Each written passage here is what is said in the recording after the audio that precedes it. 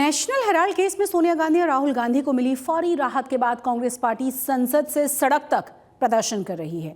अहमदाबाद में भी बड़ी संख्या में कांग्रेस के नेताओं और कार्यकर्ताओं ने सड़कों पर उतरकर शक्ति प्रदर्शन किया है और ईडी के खिलाफ जमकर नारेबाजी की है।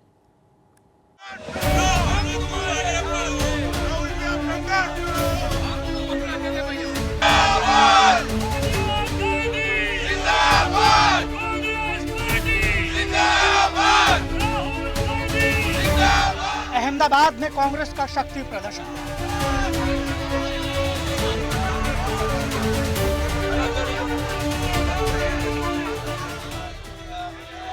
सत्यमेव जयते पदयात्रा में दिखा कांग्रेस नेताओं का आक्रोश।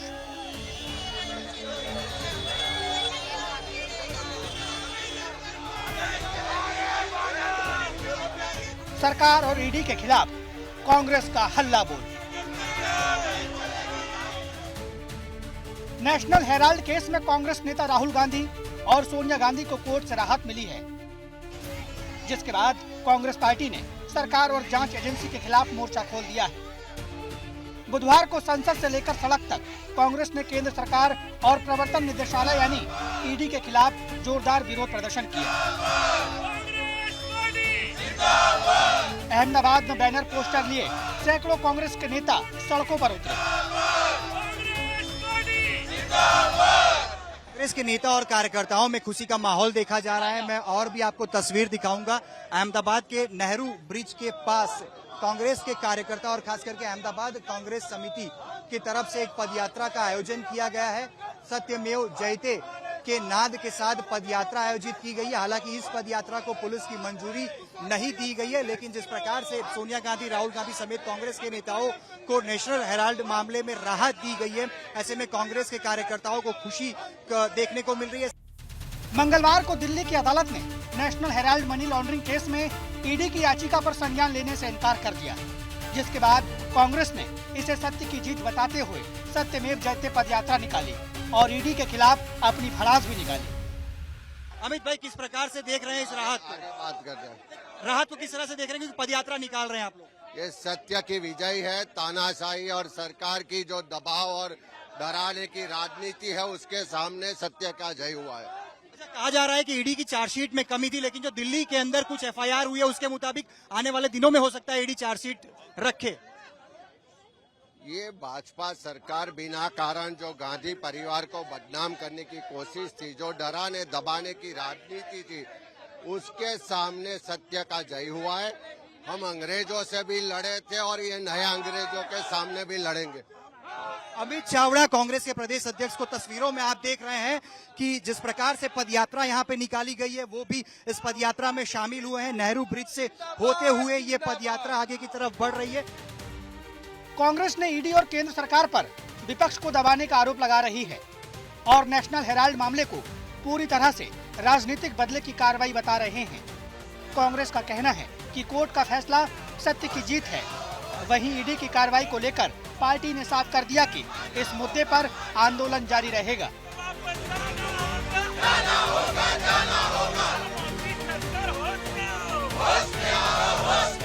जिस तरह से हमेशा सत्य की जीत होती है, इस केस के अंदर भी सत्य की जीत हुई है। जिस तरह से हमारे सम्मानीय नेता सोनिया जी और राहुल जी के खिलाफ फर्जी मुकदमा तैयार करके उनको पनिशमेंट करने के लिए केस एफआईआर दाखिल की थी ईडी की तरफ से, आज दिल्ली हाई कोर्ट ने उनको बाइज्जत उनको रिहा कर दिया और कोर्ट ने ये भी कहा कि ये जो केस किए हैं ये बिल्कुल फर्जी केस है। ये केस के अंदर कोई वजूद नहीं है, उनका कोई इन्वॉल्वमेंट नहीं है, न सोनिया जी का है न राहुल जी का है। फिर भी भारतीय जनता पार्टी ने उनकी छवि को बदनाम करने के लिए ये केस करवाए थे, लेकिन हमेशा सत्य की जीत होती है। अहमदाबाद में कांग्रेस की इस पदयात्रा को पुलिस की मंजूरी नहीं मिली थी। हालांकि बाद में कुछ दूरी तक इसकी अनुमति दी गई, लेकिन कांग्रेस के कार्यकर्ता आगे बढ़ने लगे तो पुलिस ने उन्हें रोक लिया और गुजरात कांग्रेस के अध्यक्ष अमित चावड़ा समेत बड़ी संख्या में कार्यकर्ताओं को हिरासत में लेना शुरू कर दिया गया। नेशनल हेराल्ड मामले में जिस प्रकार से अहमदाबाद में कांग्रेस ने पदयात्रा निकाली, उसके बाद की तस्वीरें आप देख पा रहे हैं। कांग्रेस के जो कार्यकर्ता हैं उन्हें डिटेन किया जा रहा है। पुलिस ने शुरुआत में ही कहा था कि पदयात्रा को परमिशन नहीं दी गई है, लेकिन कांग्रेस के नेताओं के द्वारा जिस प्रकार की विनती की गई उसके बाद नेहरू ब्रिज के ऊपर जो सत्यमेव जयते पद यात्रा निकाली गई थी उसे पुलिस ने मंजूरी तो जरूर से दे दी गई थी, लेकिन जैसे ही ब्रिज खत्म हुआ पुलिस ने कहा अब इस यात्रा को यहीं पे रोक दिया जाए। लेकिन पद यात्रा को रोके नहीं जाने के बाद जो विरोध प्रदर्शन है कांग्रेस के कार्यकर्ताओं की तरफ से किया गया, और तस्वीरों में आप देख रहे हैं गुजरात कांग्रेस के प्रदेश अध्यक्ष अमित चावड़ा को फिलहाल पुलिस ने डिटेन कर लिया है। कांग्रेस के जो प्रदेश प्रमुख हैं अमित चावड़ा और उनके अलावा जो भी सारे नेता हैं उन्हें एक के बाद एक डिटेन करना शुरू कर लिया है, और तस्वीरों में भी देखिए कि जैसे ही प्रदेश प्रमुख को डिटेन किया गया उसके बाद से कांग्रेस के नेता यही जमीन पर बैठ गए हैं। पुलिस की इस कार्रवाई से कांग्रेस नेताओं का आक्रोश और बढ़ गया। इस दौरान कांग्रेस नेताओं और पुलिस के बीच धक्का मुक्की भी हुई। दरअसल कांग्रेस नेता और कार्यकर्ता बीजेपी कार्यालय तक पहुंचकर विरोध जताना चाहते थे, लेकिन पुलिस के एक्शन के बाद वो सफल नहीं हो सके और वहीं धरने पर बैठ गए।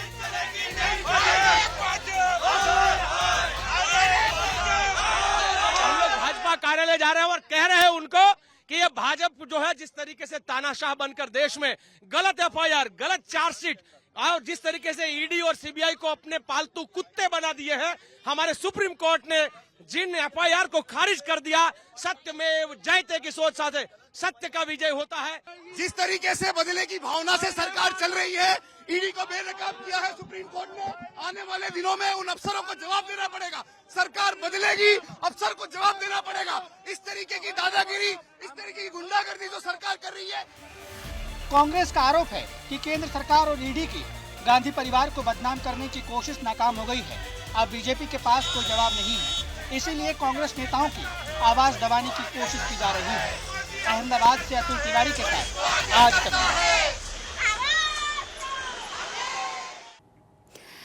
अहमदाबाद शहर के 10 स्कूलों को बम से उड़ाने की धमकी मिली। धमकी भरे ईमेल मिलने के बाद स्कूलों में हड़कंप मच गया। जिन स्कूल्स को बम से उड़ाने की धमकी मिली थी उन तमाम स्कूलों में तुरंत पुलिस पहुंची, बम निरोधक दस्ता पहुंचा, डॉग स्क्वाड और साथ ही साथ फायर ब्रिगेड की टीमें पहुंच गई और तुरंत ही स्कूल्स को खाली करवा लिया गया और बारीकी के साथ उसकी पड़ताल की गई।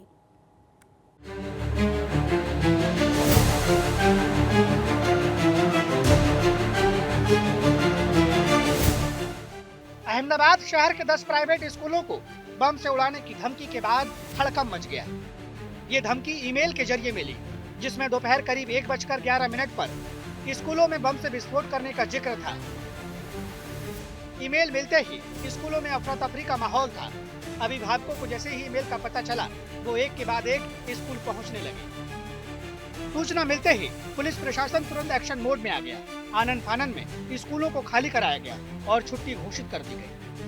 आज सुबह अहमदाबाद की 8 से 10 जितनी स्कूल को बॉम्ब से उड़ाने की धमकी भरा ईमेल मिला। मेरे पीछे की तरफ की तस्वीरें आप देख पा रहे हैं अहमदाबाद के वेजलपुर में स्थित जाइडस स्कूल ऑफ एक्सीलेंस की ये तस्वीर है, जहां पे सुबह 9 बजे के आसपास एक धमकी भरा ईमेल आता है और उसमें कहा जाता है कि 1:11 दोपहर के समय स्कूल में ब्लास्ट किया जाएगा। हालांकि इस धमकी भरे ईमेल की जानकारी पुलिस को मिलते ही पुलिस ने बॉम्ब स्क्वाड, डॉग स्क्वाड और फायर ब्रिगेड की जो टुकड़ियां हैं तुरंत ही उन्हें अलग अलग स्कूलों पर डिप्लॉय किया। स्कूलों पर जैसे ही डिप्लॉयमेंट शुरू हुआ उसके साथ ही जांच की गई, लेकिन हालांकि अभी तक पुलिस को कोई भी शंकास्पद चीज नहीं मिली है। Bomb disposal squad, dog squad और पुलिस की टीमों ने स्कूलों में सर्च ऑपरेशन शुरू कर दिया। हालांकि घंटों तक चली जांच पड़ताल के दौरान किसी भी स्कूल में कुछ भी संदिग्ध नहीं मिला। अलग अलग जो स्कूल्स हैं उसमें बॉम्ब की एक थ्रेट मिली थी, जिसके रिगार्डिंग पुलिस 100% अलर्ट मोड में है और बंदोबस्त सभी जगह पर लगा दिया गया है और बॉम्ब डिस्पोजल के द्वारा यहाँ पे चेकिंग चालू है। डिफरेंट एजेंसीज के साथ भी कोऑर्डिनेशन प्रॉपर चालू है। हालांकि स्कूल को ईमेल किसने किया, कहां से किया, इसकी जांच शुरू कर दी गई है। साथ ही पुलिस ने तमाम अभिभावक को आश्वासन दिया है कि किसी को डरने की जरूरत नहीं है। अहमदाबाद शहर में आज सुबह में तकरीबन 10 जितनी स्कूल को ब्लास्ट के कंटेंट वाला ईमेल मिला था। उसके तहत सिटी पुलिस के सीनियर ऑफिसर्स, लोकल थाने के इंचार्ज, एंटी सबॉर्टेज की BDS की टीम, डॉग स्क्वाड की टीम के साथ अलग अलग स्कूल का AS चेक अभी चल रहा है। जितने भी स्कूल इंस्टीट्यूट का AS चेक खत्म हुआ है उसमें अभी तक कुछ भी ऐसी शंकास्पद चीज़ मिली नहीं है।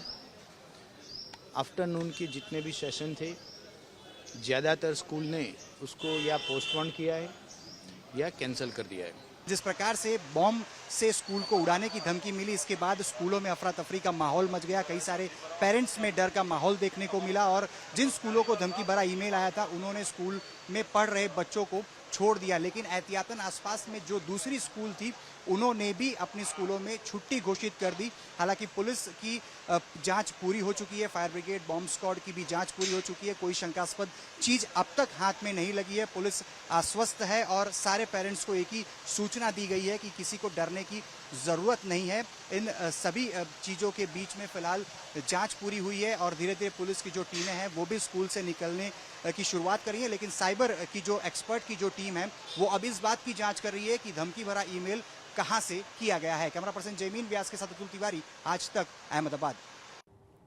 सूरत में एक बार फिर से आग लगने की घटना सामने आई और इस बार पलसाना इलाके में एक केमिकल कंपनी में अचानक से आग भड़क गई थी। कंपनी में आग लगने से इलाके में अफरा तफरी मच गई। इस घटना में केमिकल से भरा हुआ एक टैंकर भी आग की चपेट में आ गया, जिसके बाद कंपनी में खड़े हुए दूसरे वाहनों में भी आग लग गई थी। ऐसे में आग बेकाबू होने लगी। सूचना मिलते ही फायर ब्रिगेड की टीमें मौके पर पहुंची और आग पर काबू पाने के लिए पानी की बौछारों के साथ फोम का भी छिड़काव किया गया। इस दौरान प्रशासन ने आसपास के लोगों को एहतियातन सुरक्षित ठिकानों पर पहुंचा दिया था। अभी तक आग लगने के कारणों का खुलासा नहीं हुआ। सुबह 10:30 के तकरीबन आसपास एक फायर कॉल मिला था बारडोली कंट्रोल में, जो पलसाना ग्लोबल पार्क में बालाजी केमिकल्स इंडस्ट्रीज में आग लगी है, ऐसा कॉल मिला था। तत्काल में बारडोली की टीम घटनास्थल पे हाजिर है और PEPL Palsana Hazira notified area ERC की 2 गाड़ियां हैं और सचिन नोटिफाइड एरिया की टीम हाल स्तर पे है और आग बुझाने की कामगिरी हाल चालू है। और अब बात करेंगे फुटबॉल आइकॉन मेसी के वंतारा दौरे पर क्या क्या देखने को मिला है। अपने इस टूर में भारत आए मेसी जामनगर में पहुंचे थे अनंत अंबानी के वाइल्ड लाइफ रेस्क्यू और संरक्षण केंद्र वंतारा। यहाँ वन्य जीवों के लिए सुविधाएं देखकर मेसी काफी रोमांचित नजर आए। वंतारा में मेसी ने मंदिर में पूजा अर्चना की, आरती करते हुए वो नजर आए और इसके अलावा बाघ के साथ फोटो भी खिंचवाई।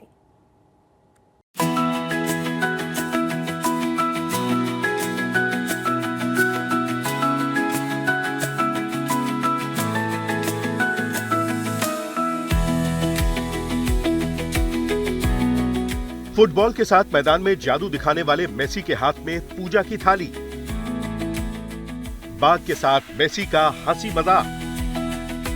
फुटबॉल आइकॉन लियोनेल मेसी की ये तस्वीर देश के अत्याधुनिक वन्य जीव बचाव, पुनर्वास और संरक्षण केंद्र वनतारा की है। वनतारा, जहां सेवा, संवेदना और संरक्षण साथ साथ चलते हैं।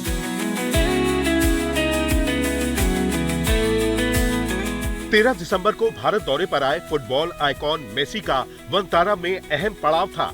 वनतारा में हर पहल की शुरुआत प्रकृति और जीवों के प्रति सम्मान से होती है और मेसी भी इस सांस्कृतिक यात्रा का हिस्सा बने।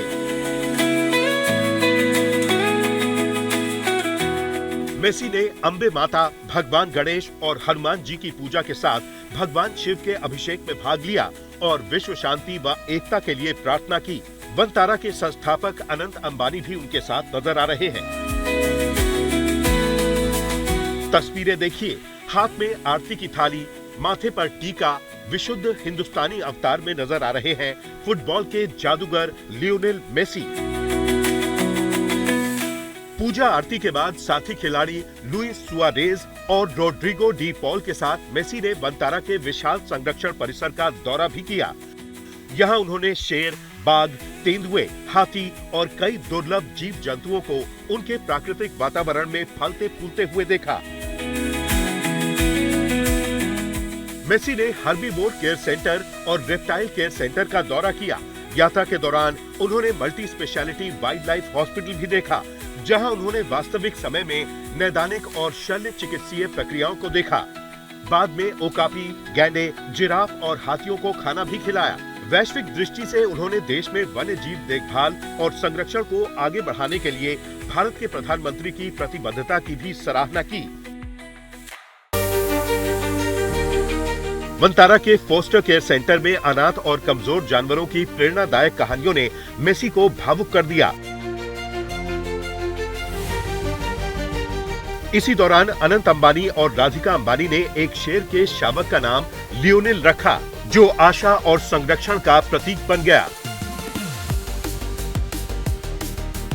दौरे का सबसे यादगार पल आया हाथी संरक्षण केंद्र में, जहां मेसी की मुलाकात हुई बचाए गए हाथी के बच्चे मणिक लाल से। मेसी ने मणिक लाल के साथ एक फुटबॉल आधारित गतिविधि में भाग भी लिया। वंतारा में बिताए पलों के बारे में मेसी ने कहा, वंतारा जो करता है वो सचमुच बहुत सुंदर है। जानवरों के लिए किया जाने वाला काम, उन्हें मिलने वाली देखभाल और जिस तरीके से उन्हें बचाकर सुरक्षित रखा जाता है, ये वास्तव में प्रभावशाली है। हमने यहाँ बहुत अच्छा समय बिताया, पूरे समय खुद को पूरी तरह सहज महसूस किया और ये एक ऐसा अनुभव है जो आपके साथ बना रहता है। इस अर्थपूर्ण कार्य को प्रेरित करने और समर्थन देने के लिए हम निश्चित रूप से फिर से आएंगे। लियोनेल मेसी दुनिया भर में फुटबॉल के साथ सामाजिक कार्यों के लिए जाने जाते हैं। उन्होंने अपने कार्यों और वंतारा के उद्देश्य में गहरी समानता जताई। ऐसे में मेसी का वंतारा आना सिर्फ एक दौरा नहीं, बल्कि करुणा, संस्कृति और संरक्षण का वैश्विक संदेश बन गया है। आज तक ब्यूरो। आमतौर पर माना यह जाता है कि एक महिला की सुंदरता उसके बालों में होती है। घने लंबे बाल उसके सौंदर्य का प्रतीक माने जाते हैं, उसे बढ़ाते हैं। लेकिन गुजरात की एक महिला पुलिसकर्मी ने एक बड़ी मिसाल पेश की है। उन्होंने कैंसर पीड़ितों की मदद के लिए अपने बाल दान कर दिए।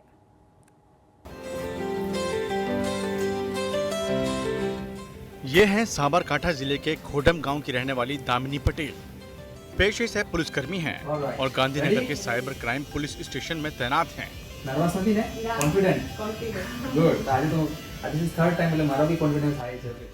दामिनी के भी लंबे लंबे बाल थे जो इनकी सुंदरता को और बढ़ा रहे थे, लेकिन इन्होंने कैंसर पीड़ित महिलाओं की मदद के लिए अपना सिर मुंडवा दिया। और जो महिलाएं कैंसर की वजह से अपने बाल खो चुकी हैं, उन्हें डिप्रेशन से बचाने के लिए अपने बाल दान कर दिए, ताकि कैंसर पीड़ित महिलाएं समाज में आत्मविश्वास के साथ रह सकें। मुझे मेरे फ्रेंड के थ्रू ऐसा पता चला कि यहाँ पे हम हेयर डोनेट करते हैं। एक संस्था है बड़ी सी जिसमें हम हेयर डोनेट करते हैं, तो किसी कैंसर पीड़ित महिलाओं को या कोई और बीमारी में उनको जो केश है वो चले जाते हैं, तो उसमें उनको ये केश का सारा प्रोसेस करके उनको वहाँ पे विग बना के देते हैं। तो मैंने सोचा कि चलो ना कोई अच्छा काम हम कर सकते हैं। दामिनी का मानना है कि अक्सर लोग पैसे या दूसरी चीजें दान करते हैं, लेकिन किसी महिला को उसका खोया हुआ आत्मविश्वास और सुंदरता लौटाने के लिए अपने बाल दान करना भावनाओं से जुड़ा फैसला है। पैसे की और चीज वस्तु तो सारे लोग देते हैं, डोनेट करते हैं, पर अभी तक मैंने ये केश डोनेट करने का मैंने देखा नहीं था। पहली बार देखा तो मुझे लगा कि मैं एक शुरुआत करूँ तो जिससे समाज में कोई प्रेरणा लायक कोई कार्य हो, तो इसमें हम महिलाओं को जुड़ना चाहिए। और सारी महिलाओं को मैं निवेदन करती हूँ कि इस आपके अगर आप इसमें जुड़ना चाहते हो तो आप जुड़ सकते हो। अपने तो कोई बीमारी नहीं होगी तो हम हमारे केस तो वापस आ जाएंगे, पर जिनको बीमारी है, जिन्होंने कीमोथेरेपी ली है, कैंसर पीड़ित महिला है, उनको तो बाल आने वाले नहीं, तो उनको हम जागरूक बने और अभी प्रोत्साहन उनको देंगे ना, तो वो अपनी जिंदगी सही मायने से शुरू कर सकती है। दामिनी ने 2 दिन पहले ही अपने पति से कैंसर पीड़ित महिलाओं को बाल दान करने की इच्छा जाहिर की थी। उनके पति भी तुरंत मान गए, जिसके बाद दामिनी ने अपने सारे बाल कटवाकर कैंसर पीड़ित महिलाओं के लिए काम करने वाले एनजीओ के हवाले कर दिए। उनकी जो फ्रेंड है उन्होंने केश का दान किया हुआ था, तो एक बार वो दोनों बातचीत कर रहे थे, वहाँ से उनको प्रेरणा मिली। तो घर आके मेरी वाइफ ने बोला कि मेरी फ्रेंड ने ऐसे वार का दान किया है तो मुझे भी करना है। तो मैंने प्रेरणा दिया मेरी वाइफ को कि तुम भी कर सकते हो। अगर कोई धन का दान करता है, कोई दूसरा दान करता है, जो अपना शरीर का कोई भी अंग का दान करता है, तो जो तुम्हारी स्त्रियों का जो एक केश है वहाँ से सुंदरता तुम्हारी निखरती है, तो तुम वहाँ से तुम्हारा केश का दान कर सकते हो जहाँ कैंसर पीड़ित महिला है। दामिनी ने साबित कर दिया है कि सच्ची सुंदरता बाहरी रूप रंग में नहीं, बल्कि दूसरों के जीवन में उम्मीद जगाने वाले कामों में होती है। दामिनी के इस अनोखे और प्रेरणादायक संदेश की खूब चर्चा हो रही है। साबरकांठा से हसमुख भाई पटेल के साथ आज तक ब्यूरो।